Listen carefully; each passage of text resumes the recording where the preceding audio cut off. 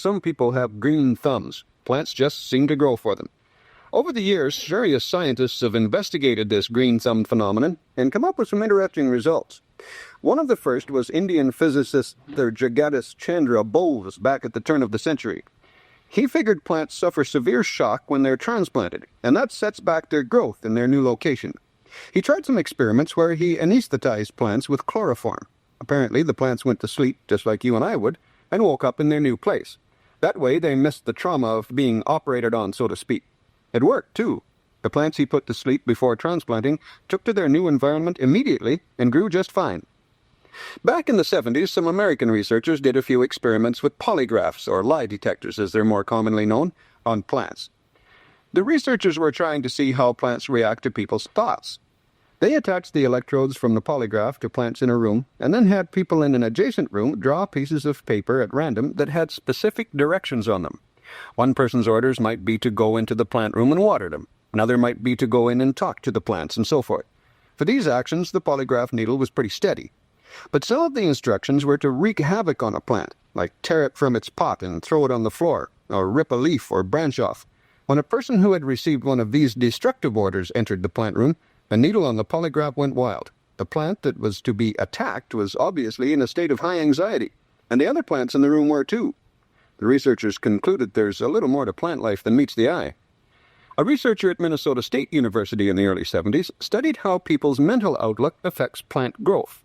He did an experiment with barley plants. He picked two kinds of people, some that had a very optimistic, positive frame of mind, and some that were pessimistic, downer types.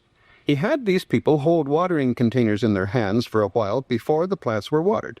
They could try to direct energy into the water if they wanted, or they could simply hold the container and do nothing.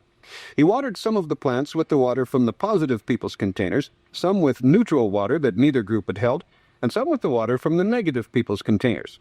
He did 1,000 replications of this experiment and found that the barley plants that got the positive people's water grew faster and more vigorously than those that got the neutral water.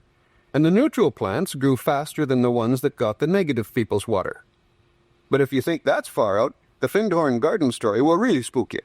Back in the early 60s, a middle-aged couple and their 3 children, plus another friend, moved into a holiday trailer park near the little town of Findhorn in northern Scotland. They were spiritually oriented people, and they planted a little garden on the sandy, barren soil around their trailer. They all meditated regularly, and before long they began to get messages from the plant spirit world about how to work with the plants to grow a magnificent garden on this desolate soil. Within a year or two, they had a garden of note in the area, and the husband was on the local radio station talking about his organic gardening techniques.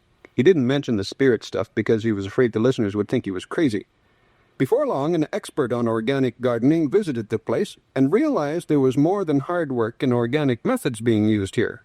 He pried the truth out of the reluctant gardener, and slowly the story of the Findhorn garden began to spread.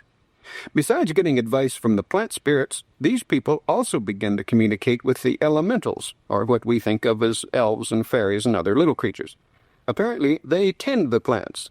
The whole thing may sound a little bizarre, but the Findhorn garden became one of the most magnificent gardens in the world, and all on a patch of scrubland that we Canadians wouldn't even consider gardening on. Well, I better quit before you think I'm crazy, but when I plant my garden this year, I'm going to feel as positive as I can about my plants, and I might even leave a small, uncultivated area for the little people. I'm Noel McNaughton.